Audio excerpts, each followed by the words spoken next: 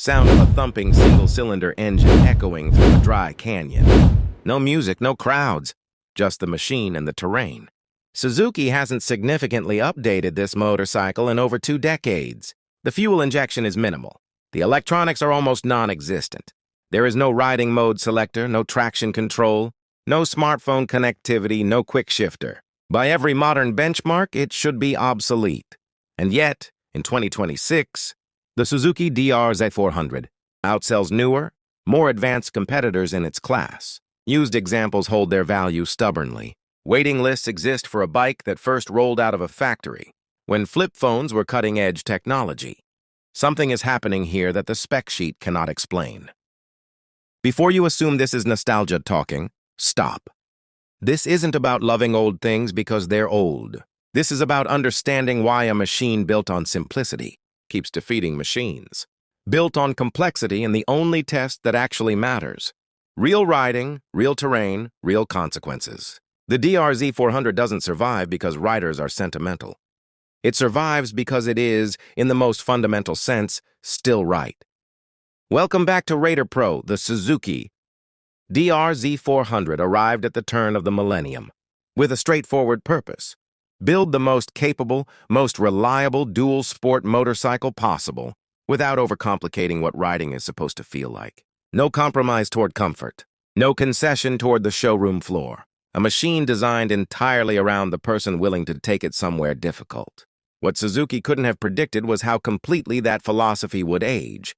26 years later, in a market flooded with trail-specific electronics cornering ABS and suspension systems that cost more than the entire DR-Z400, the old thumper is still being bought new, still being recommended first, and still being found at the front of the pack on trails, where motorcycles go to prove themselves. That doesn't happen by accident. Design. Why simple is not the same as primitive. Look at the DR-Z400, without prejudice, and what you see is engineering confidence. Every component exists for a reason. Nothing is decorative.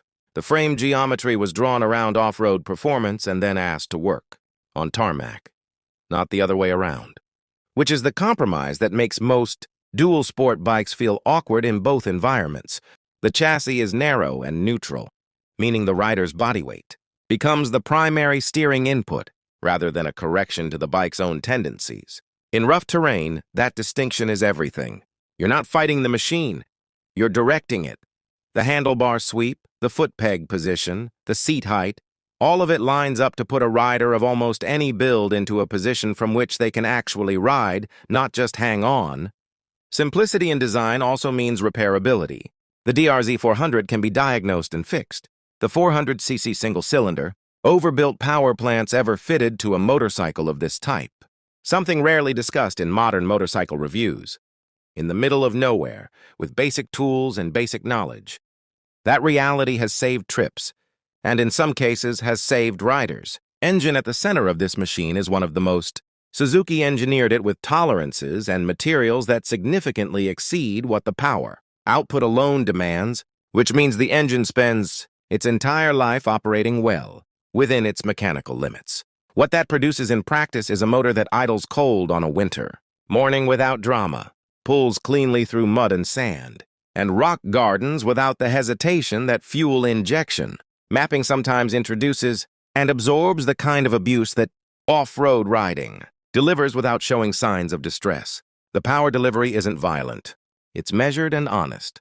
Always exactly what you asked for, arriving precisely when you needed it. On technical single track, that predictability is worth more than peak horsepower.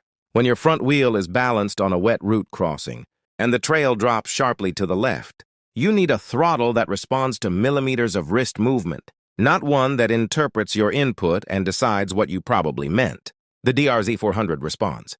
It doesn't interpret. Take the DR-Z400, somewhere genuinely difficult. A rocky desert trail, a rain-soaked forest route, a technical mountain path, where the line is narrow and the consequence of missing it is steep. And the gap between this bike and its modern, technology-laden competitors closes faster than anyone who hasn't experienced it would believe. Modern electronics help when conditions are predictable enough for sensors to read correctly. In genuinely chaotic off-road terrain, they can introduce responses the rider didn't ask for at moments when unexpected. Inputs are the last thing needed. The DR-Z400 has no such ambiguity. The rider and the machine exist in direct, unmediated conversation. Every input produces a known outcome. In difficult terrain, that certainty is not a limitation. It is a profound advantage. Experienced off-road riders don't choose the DR-Z400 despite its age. They choose it because of what that age represents. A machine that has been tested across more varied terrain, in more countries, under more conditions than almost any modern competitor, and returned a verdict of capable every single time. Modern dual sport and adventure bikes offer things the DR-Z400 genuinely cannot match. Long-distance comfort, highway speed refinement, electronic safety nets for riders still developing skill, cornering lights. These are real advantages for specific types of riding.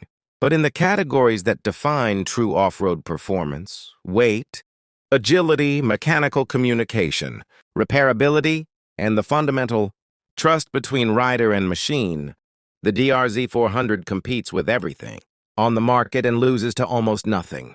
A lighter bike with a direct throttle and a chassis tuned for dirt will always outperform a heavier bike managing its electronics in technical terrain. Physics doesn't update with software releases. In 2026, the conversation around the DR-Z400's future is no longer hypothetical. Emission regulations are tightening in markets that matter. Suzuki faces a genuine decision: retire the platform, update it with modern fuel injection and revised emission compliance, or reinvent it entirely with a modern chassis and the same uncompromising off-road philosophy. Whatever the answer, the machine that forces that decision is not failing. It is succeeding so consistently that Suzuki cannot afford to simply let it quietly disappear. The DR-Z400's greatest legacy may still be ahead of it, as the blueprint for what its successor needs to be. The Suzuki DR-Z400 is not unbeatable because it is old. It is unbeatable because it was built around a truth that the motorcycle industry keeps relearning. The rider is the most important variable in any machine's performance, and the best motorcycle is the one that disappears beneath them, completely, leaving nothing between their instincts and the terrain. In 2026, surrounded by motorcycles of extraordinary complexity and impressive capability, the DR-Z400 remains the clearest answer to the question that every serious off-road rider eventually asks. Not what does this bike have, but what does this bike get out of my way to let me do? That question has one answer, and Suzuki found it 26 years ago. Here's the question I'll leave you with. In a world where every manufacturer is promising that more technology means more capability, and do you believe them? Or has a machine like the DR-Z400 already proved that the opposite is sometimes true?